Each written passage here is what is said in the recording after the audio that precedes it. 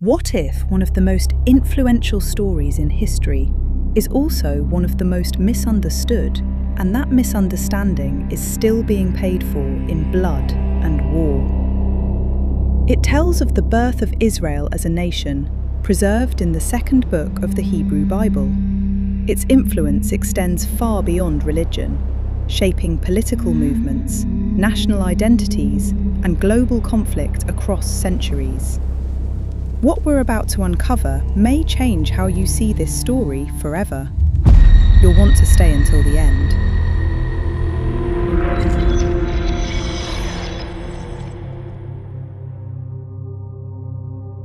It begins with the Israelites, led by Moses, escaping Egypt, where they had lived as slaves under Pharaoh.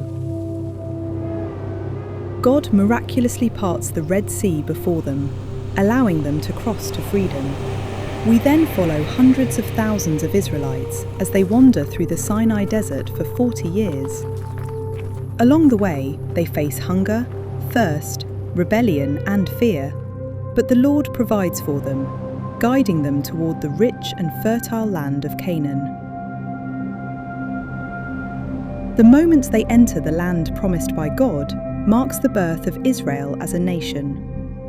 And this founding story still shapes modern claims to that land today, claims that continue to be used to justify bloodshed and legitimize massacres and war crimes. But what if the Exodus is not about Israel in the first place? When examined through archaeology, geography, and history, the biblical Exodus simply does not add up. In his book, The Bible Unearthed, archaeologist Israel Finkelstein states plainly, "The Exodus did not happen at the time and in the manner described in the Bible." So what exactly does not add up? Archaeologists have been digging the Sinai desert for over a century, looking for even the slightest evidence of a massive population crossing the peninsula. An entire discipline known as biblical archaeology was even created to confirm, through material evidence, the historical accuracy of biblical stories, and particularly of the Exodus. And these decades-long excavations have found nothing. No camps, no animal bones, no tools, no pottery, no archaeological footprint whatsoever. Even nomadic groups, much smaller than the 600,000 mentioned in the Bible, leave some kind of trace behind, especially if they wander in the same region for 40 years. A migration of this scale and duration simply cannot vanish into thin air.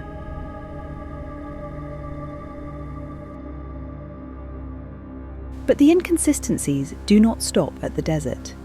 There's also a big geographical flaw farther along the journey. In fact, the Bible tells us the Israelites are commanded by their leader, Joshua, to cross the Jordan River in order to enter the promised land of Canaan. All we need is a quick look at the map to spot the problem with this route. Israelites came from Egypt to the west of Canaan, while the Jordan River lies on the eastern edge. In other words, Israelites had to go south and east, deep into the wilderness, end up east of the Jordan, outside Canaan, then cross westward into the Promised Land. This biblical itinerary is, at best, geographically fuzzy. The fuzziness of the biblical story carries on to the next part of the journey, Canaan. Historically, the Exodus account doesn't line up with the political reality of the time it is usually set in. The Late Bronze Age. During that period, Egypt was the imperial superpower dominating the region, including the Levant.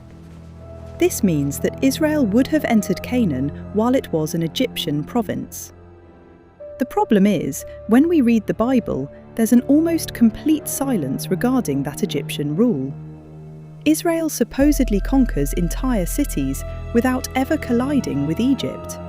And that's a major omission. Simply put, for the Bible, Egypt is narratively removed from the map once Israelites leave it. All these inconsistencies, and many more, seriously question the accuracy of the biblical Exodus. So does all of this mean the Exodus never happened? Not exactly. A sea crossing, a desert journey, a new world marking the beginning of a new chapter.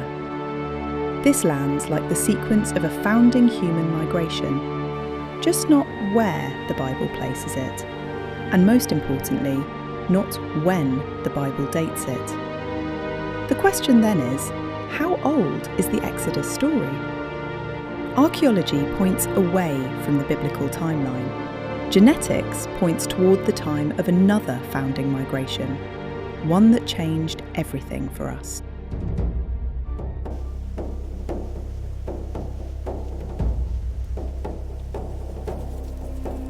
Around 60,000 years ago, members of our species, Homo sapiens, embarked on an epic journey out of Africa. These early migrants left their homeland crossing Bab al-Mandeb, a narrow strait separating the Horn of Africa and the Arabian Peninsula. And, much like the Israelites in the biblical story, they entered a harsh wilderness, the Arabian Desert. They wandered there for a long time, not 40 years, but as much as 10,000 years, according to the latest genetic research. And, just as in the biblical story, the journey did not end in the desert. Eventually, they reached a rich and fertile land, the Levant. From there, humanity spread across the rest of the planet.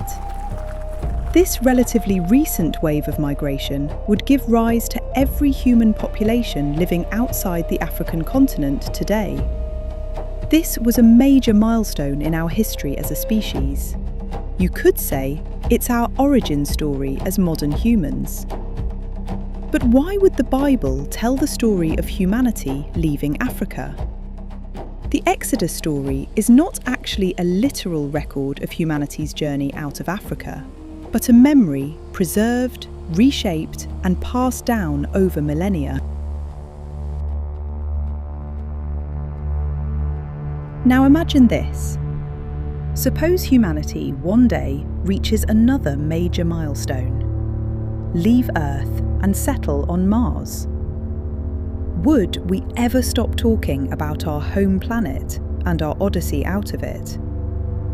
Wouldn't we tell stories of this epic journey again and again? Sing about it, mythologize it, pass it down so we never forget where we came from and what we've been through? Of course we would. Now, after a few generations, the way the story is told would eventually change. Earth would have another name. The date of this exodus would gradually blur. Details would be added or removed. But the core memory would survive, as myth. And this is exactly how humanity today remembers its exodus out of Africa. Preserved in the Bible as a mythic core, but with different names, an altered geography, and a transformed timeline. Seen through this lens, everything falls into place. The lack of evidence in the Sinai, the geographical contradictions, the historical inconsistencies. The Exodus is not about Israelites leaving Egypt. It is humanity remembering its journey out of Africa. A core memory of where we came from turned into a story about who the land belongs to. And ever since, lives have been taken to defend a memory that once belonged to all of us.